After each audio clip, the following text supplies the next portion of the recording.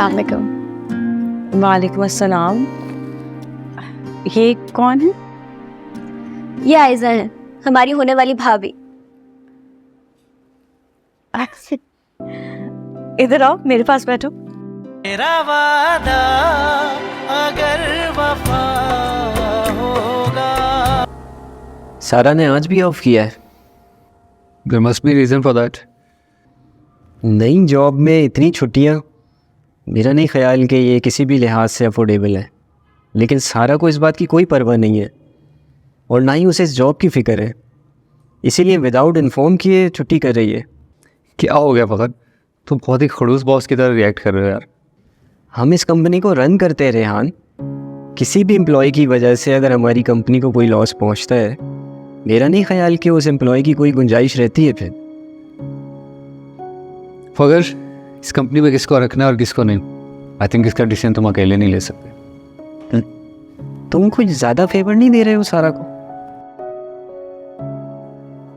Competent employ है, मैं उसको लूज़ नहीं करना चाहता। और वैसे भी इन मामलात पर फोकस करने के बजाय अगर तुम कंपनी के दूसरे इश्यूज़ को रिजॉल्व कर लो ना, तो हमारे इमेज के लिए बहुत बेहतर हो।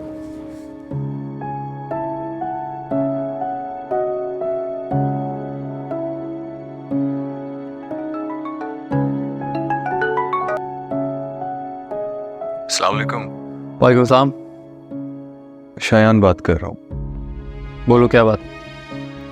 वो दरअसल अम्मी ने आज शाम एक फैमिली गेट टुगेदर रखा है, तो उसी के लिए इनवाइट करना था। मेरा आना पॉसिबल नहीं होगा। रेहान भाई सब मौजूद होंगे। अम्मी चाह रही थी अगर आप भी आ जाएं तो अच्छा होगा। आप प्लीज़ कुछ करके थोड़ा सा वक्त निकाल लीजिएगा, वो अम्मी खुश हो जाएंगी। लोगों को खुश करना छोड़ दिया है मैंने अब।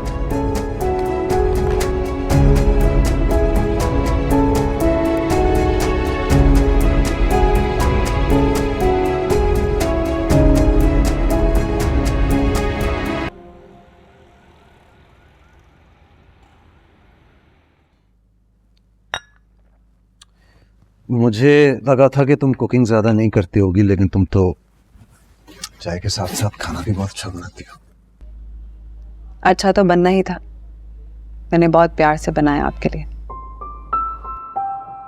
सैम सच कहूं तो मैं जिंदगी सिर्फ उन्हीं लम्हों में जीता हूं जो तुम्हारे साथ गुजारता हूं। तो फिर आप कोई मौका देख के आंटी से बात करें ना, उन्हें एतमाद में लेके हमारे बारे में बता दें। इतना आसान नहीं है सैम। पहले माँ और फिर यकीन। उन्होंने अगर तुम्हें कबूल नहीं किया तो हमारे दरमियान फिर से दूरियां आ सकती हैं। दूरियां तो अभी भी हैं शहीर। मैं चाहती हूँ एक बीवी की तरह हर पल तुम्हारे साथ गुजारूं। तुम ऑफिस जाओ, मैं तुम्हारा इंतजार करूं, अपने हाथों से तुम्हारे लिए खाना बनाऊं। क्या तुम नहीं चाहते कि मैं तुम्हारे साथ रहूं? तुम्हारे साथ के लिए मैं बरसों तरसा हूं सैम। तो फिर कोई मौका देख के आंटी से बात करें ना। ठीक है, मैं कोई सही मौका देखकर बात करता हूं। चलो मैं चलता हूँ, मुझे देर हो रही है। चलें, मैं आपको बाहर तक छोड़ देती हूँ।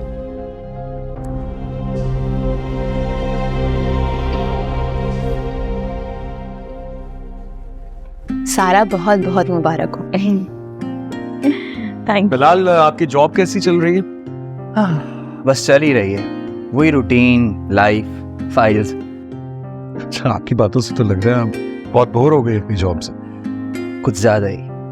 जिंदगी में कुछ चेंज होना चाहिए। अब क्यों ना कहीं एक पिकनिक प्लान की जाए? अरे हाँ प्लीज, मैं भी बहुत ज्यादा बोर हो गई हूँ, इसी बहाने कुछ चेंज हो जाएगा।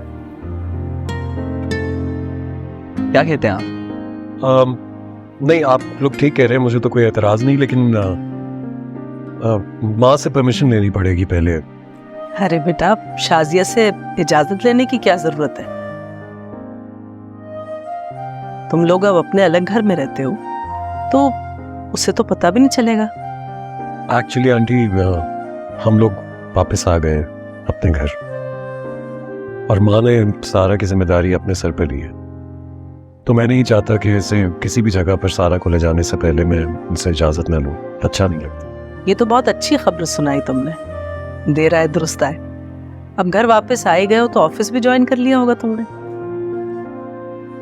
नहीं आंटी, घर में माँ की वजह से आया हूँ और ऑफिस मैं अपनी वजह से ज्वाइन।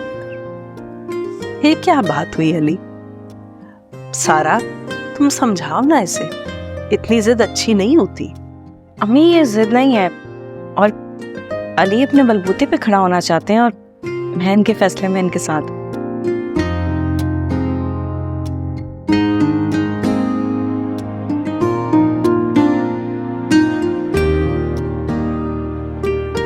हुसैना,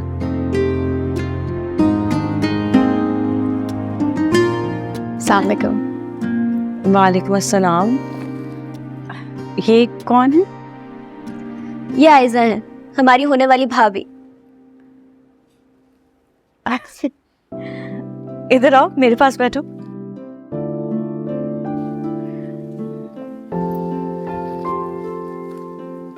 वालेकुम अस्सलाम। ये आयजा है शायान की पसंद। अब बच्चों की पसंद माननी ही पड़ती है। मैंने आज आप सबको यहाँ इसीलिए बुलाया ताकि इन दोनों की शादी की बात आगे बढ़ाई जा सके। अब इनकी फैमिली को इनवाइट नहीं किया? बेटा, इसकी कोई फैमिली नहीं है, बस एक मामू मानी है जो बहुत टाइम पहले ही इससे हर रिश्ता तोड़ चुके हैं, इसलिए हॉस्टल में रहती है। यूं समझो कि इसका कोई मैका नहीं है। मैका था नहीं, लेकिन अब है। मैं हूं ना इसकी बड़ी बहन, इसका मैका।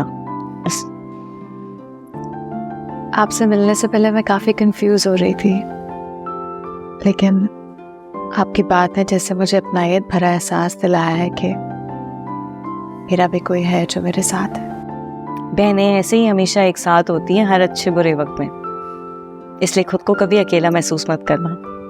आप बहुत अच्छी हैं सारा। अरे भाई, सिर्फ सारा ही अच्छी नहीं है, हम सब भी बहुत खुले दिल के हैं। इसीलिए तो जालिम समाज बनने के बजाय तुम्हें अपनी भाभी को भूल कर लिया। आंटी, निकाह की डेट कुछ डिसाइड किए? हाँ बेटा, अगले महीने की 5 तारीख है। निकाह तो सादगी से अपनों के ही दरमियान होगा। हाँ, वलीमे पर चंद मेहमानों को बुलाकर अच्छी सी दावत कर देंगे। ये तो बहुत खुशी की बात। बहुत बहुत मुबारक हो तुम दोनों को। पर आप मुंह मीठा नहीं कराओगी सबका? जी जरूर। अगर है तुम आ गए, वरना फखर तो तुम्हारी जॉब के पीछे हाथ ठोकर पड़ा हुआ था। मैं रिजाइन नहीं करने आई हूँ।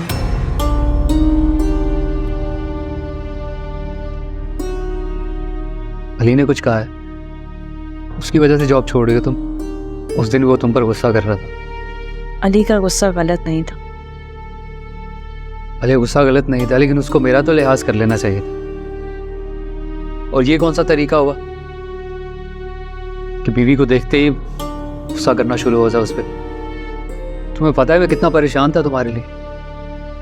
तुम्हें परेशान होने की जरूरत नहीं है रेहान, वो भी मेरे लिए।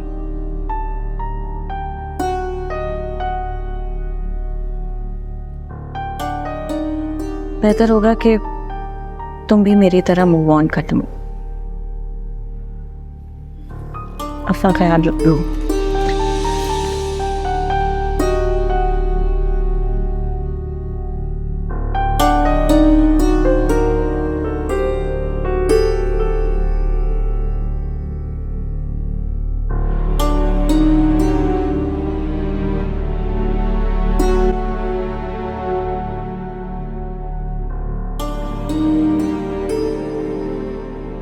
खैरियत है? आज ऑफिस से जल्दी आ गए तो? इतनी एक्साइटमेंट थी कि मुझसे रहा नहीं गया, इसलिए जल्दी ऑफ करके आ गया। कैसी एक्साइटमेंट?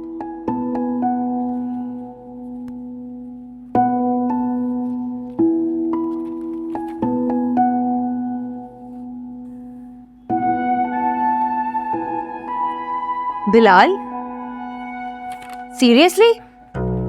तुमसे कहा था ना हम अपना घर लेंगे। अभी पहली इंस्टॉलमेंट पे की है, बाकी की भी हो जाएंगी। और इंशाल्लाह 1-2 साल में हमारा अपना घर भी होगा।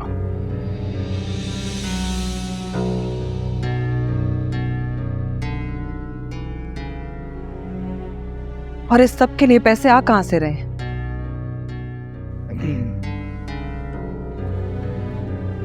मेरी प्रमोशन हुई। प्रमोशन में भी सैलरी इतनी ज्यादा नहीं हो जाती कि लाखों की इंस्टॉलमेंट पे कर दी जाए। किसे बेवकूफ बना रहे हो? आपको इन सब चीज़ों में पढ़ने की ज़रूरत नहीं है। क्यों जरूरत नहीं है? तुम मेरे भाई हो और तुम जब भी कोई गलत कदम उठाओगे मैं तुम्हें जरूर टोकूंगी। बात सही या गलत की नहीं है सैम, बात ये कि आप अपने भाई को इंडिपेंडेंट होता हुआ नहीं देख सकते। तुम बीच में मत बोलो, मैं तुमसे बात नहीं कर रही। क्यों ना बोलूं? आप मेरे शौहर पे इल्जाम लगा रही हैं और मैं खामोश रहूं? हाँ, तुम तो बोलोगी क्योंकि ये सब वो तुम्हारे लिए ही कर रहा है। अगर ऐसा कर भी रहा है तो आपको क्यों जेलसी हो रही है? देख रहे हो बिलाल, इनसे बर्दाश्त नहीं होता कि तुम मेरे सुकून के लिए कुछ करो। इतनी जेलसी भी अच्छी नहीं है सैम। अपने भाई की कामयाबी पे खुश होना सीखें। मुझे क्या करना चाहिए और क्या नहीं ये मैं तुमसे नहीं पूछूंगी। और जहां तक रही मेरे भाई की कामयाबी की बात, जब वो सही तरीके से अपने बलबूते पे कामयाब होगा तो सेलिब्रेट करने वाली सबसे पहले मैं होंगी। बिलाल, संभल जाओ वरना बहुत पछताओगे तुम।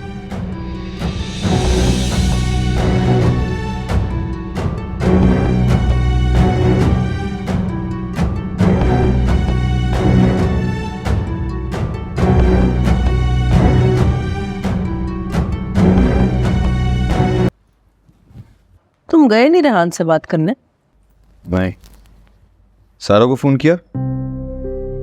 खुदा गवाह है शायान, मुझे अपनी पूरी जिंदगी में कभी भी सारा से बात करने में इतनी उलझन नहीं हुई जितनी अब हो रही है।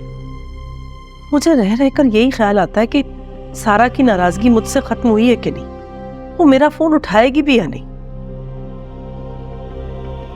ये जो सारे सवाल आप खुद से कर रही हैं, इसका जवाब तो सिर्फ कॉल करके मिलेगा ना।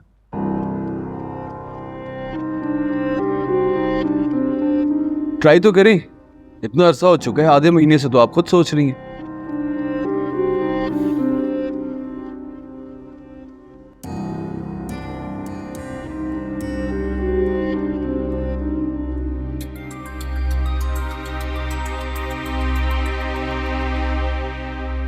अस्सलाम वालेकुम मम्मी। वालेकुम अस्सलाम। बेटा सारा, तुमने इतनी देर से फोन उठाया? जी वो कुछ बिजी थी।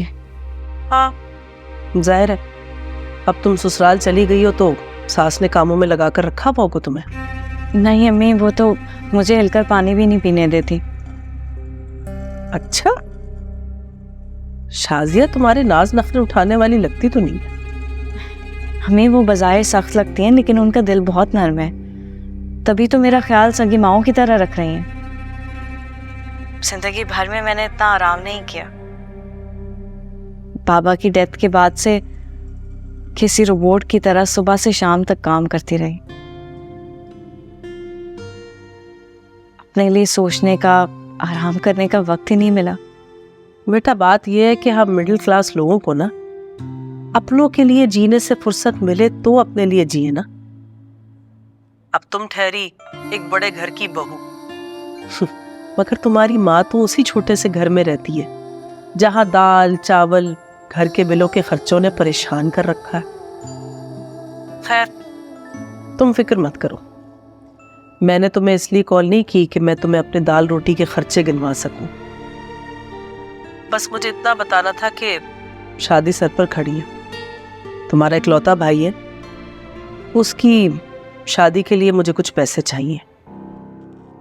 तुम अगर हो सके तो इस बार अपनी तनख्वाह के साथ साथ ऊपर के खर्चों के लिए पैसे भिजवा देना मेरे अकाउंट में।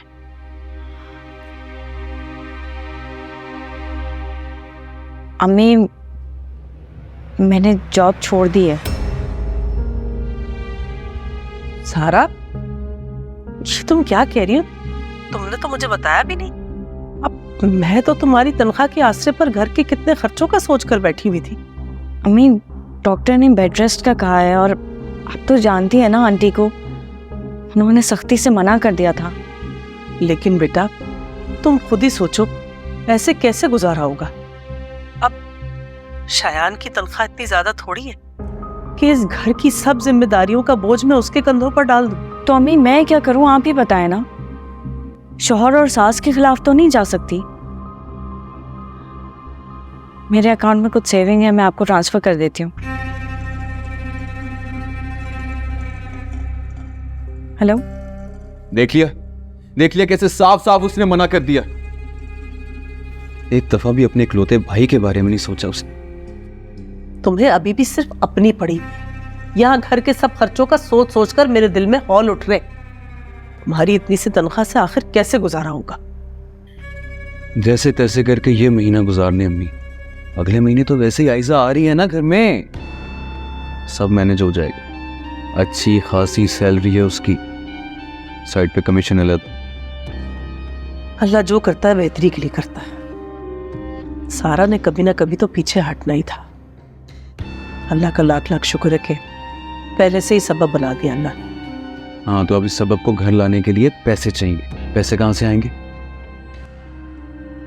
तुम रेहान को फोन मिलाओ और बात करो। नहीं, इस तरह की बातें फोन पर नहीं होती। इसके लिए मिलना पड़ेगा, थोड़ा सा रोना पड़ेगा। हाँ तो जाओ फिर, यहां बैठकर अपना वक्त क्यों बर्बाद कर रहे हो। जाओ। सही कह रही हैं।